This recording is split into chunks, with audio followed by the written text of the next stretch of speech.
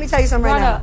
Let me tell you something right now. At the end of the day, I will fuck you up. And I'm trying to be the bigger person, even though you clearly are the bigger person. Please.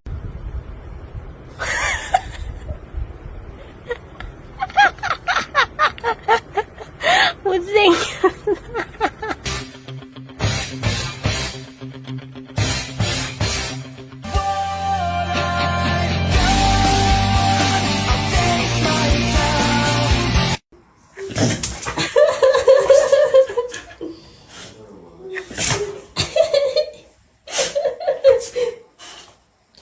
我还没喷呢。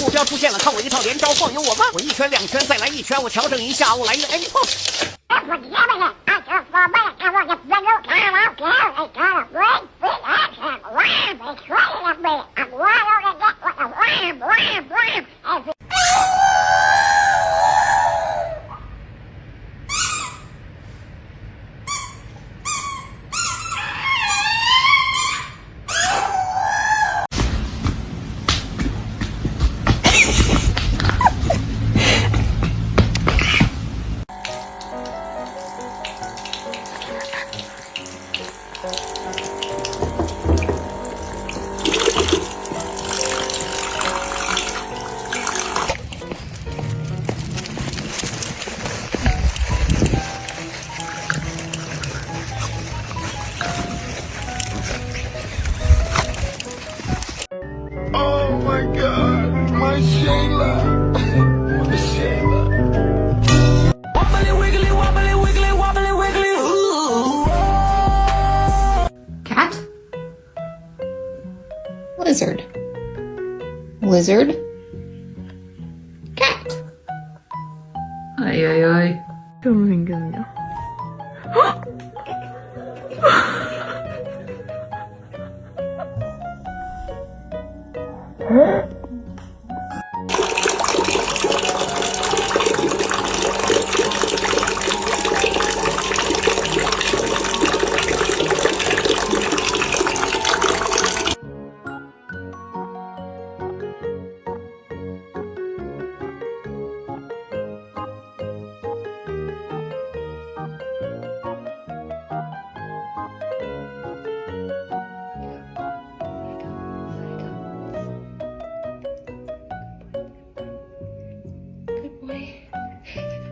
Oh God, no, it ran away. Oh no!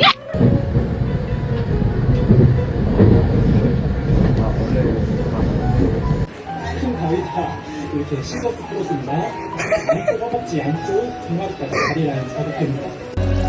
For 2 months, she'll barely move, conserving all her energy.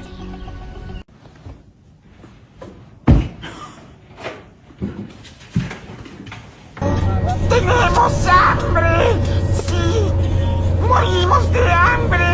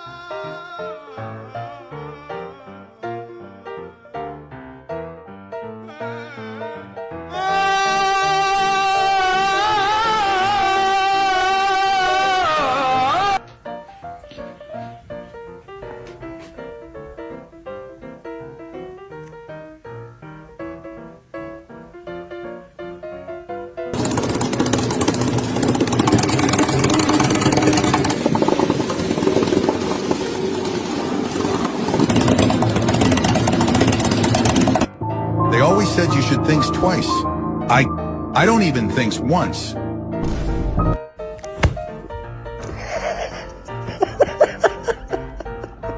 Oh, that's a good kitty, I say as I pet on Kitty. No, I'm evil, Kitty, said Evil Kitty.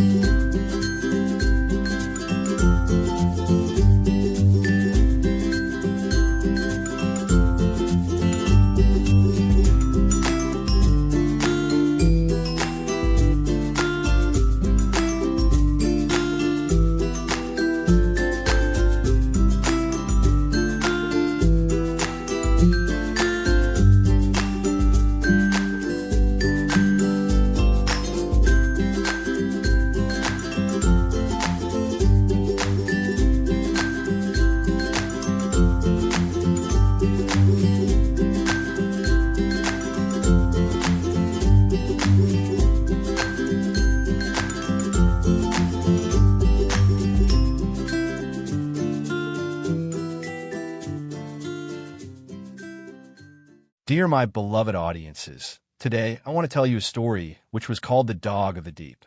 Far beneath the surface of the earth, where sunlight could not reach and the air was thick with dust, miners labored day after day to carve out veins of coal and ore. The mine was a dangerous place. Tunnels could collapse, pockets of gas could ignite, and darkness pressed against every wall. Yet, among the miners was a companion who gave them courage and comfort. A sturdy brown dog named Bruno. Bruno had been born near the mining town, the son of a stray mother who had hidden her litter in an abandoned shed. As a pup, Bruno wandered into the mine one morning, curious about the sounds of hammers and picks echoing through the earth. The men laughed at the sight of the small pup stumbling across the tracks, and one of them, a kind miner named Jonas, scooped him up. From that day forward, Bruno belonged to the mine and its people. The miners soon realized Bruno was no ordinary dog. His nose could sense the faintest whiff of gas before their equipment did. His ears caught the subtle groans of shifting earth, warning them of danger. Whenever Bruno barked sharply or blocked a tunnel with his body, the men listened, and often those warnings saved lives. The miners worked long, grueling hours in darkness, and Bruno was their light. At breaks, he would wag his tail, nuzzle their hands, and share their bread. At night, when they emerged weary and covered in coal dust, Bruno would trot beside them like a proud comrade.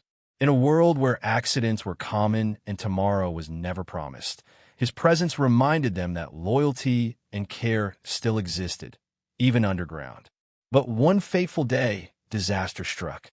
The miners were deep in the tunnels, chipping away at a new seam, when Bruno suddenly froze. His ears twitched, his nose flared, and he let out a growl that echoed through the cavern. Jonas recognized the sign immediately. "Gas," he whispered, eyes wide. He urged the men to leave, but before they could retreat, a spark from a tool ignited the pocket of gas. The explosion roared like thunder, shaking the earth and plunging the tunnel into chaos. Dust filled the air, beams cracked, and the lights went out. Men coughed and shouted in the darkness, trapped beneath fallen rock. Bruno, though stunned by the blast, sprang into action. He weaved through the rubble, sniffing out the trapped men, barking to guide rescuers toward the injured. Jonas, pinned beneath a beam, felt Bruno's warm breath on his face before he heard the dog's urgent barks. It was Bruno's call that led the others to free him. Hours passed as the miners fought to escape the wreckage. Bruno never stopped. He dug with his paws, tugged at torn clothing, and barked until his throat was raw. Finally, when the last man was accounted for, Bruno turned back to the blocked tunnel where the explosion had been strongest. His nose told him someone was still inside. Without hesitation, he squeezed through a narrow gap. The men shouted for him to stop, but Bruno vanished into the dust. They waited, listening, until faint barks echoed from beyond the rubble. Driven by the sound, they worked furiously to clear a path. When at last they broke through, they found Bruno beside a young miner who had been knocked unconscious, licking his face to keep him breathing. Both were carried out into the open air, battered but alive. That day, the miners called Bruno not just their companion, but their savior. The town hailed him as a hero, and children left scraps of food by the mine entrance just to catch a glimpse of the dog who had braved the depths. Yet Bruno remained humble, padding back into the mine the very next morning, as if nothing had changed. To him, the mine was his home, the miners his family, and protecting them his purpose. Years later, when Bruno grew old and his steps slowed, the miners built him a bed near the entrance so he could still greet them each day. Though he no longer ventured into the deepest tunnels, his presence remained a symbol of courage. And when Bruno passed, the town erected a small statue at the mine's gate, a dog standing proud, ears alert, eyes sharp. Beneath it was carved a simple line: "He guarded us in the dark and brought us back to the light." And so, Bruno's memory lived on, not only in stone, but in every miner's heart, a reminder that even in the darkest depths, loyalty and courage can shine brighter than the sun. Bruno's story in the mine reflects the truth that courage and loyalty often emerge most clearly in dark and difficult times. In modern life, we may not face collapsing tunnels or underground explosions, but we do encounter crises, financial hardship, workplace pressure, family struggles, or unexpected tragedies that test our resilience. Bruno's instinct to protect, to sense danger before others did, and to act without hesitation teaches us the importance of awareness and responsibility. We too must learn to recognize warning signs, stress before burnout, dishonesty before corruption, or conflict before it erupts, and respond proactively. His willingness to risk himself for the miners shows that true strength lies not in self-interest, but in service to others. In today's fast-moving and competitive world, it can be tempting to focus solely on personal goals, but lasting value comes from protecting and uplifting those around us. Just as Bruno became the miner's guardian, we can strive to be guardians in our own circles, safeguarding our families, supporting our colleagues, and standing up for fairness when it matters most. By embodying loyalty, vigilance, and courage, we create communities that withstand life's explosions and ensure that no one is left behind in the darkness. If you like this video, please leave a like and subscribe. It'll really help our channel grow. But if you don't like it, then skip it, and don't forget to check out our other videos. We love you and goodbye.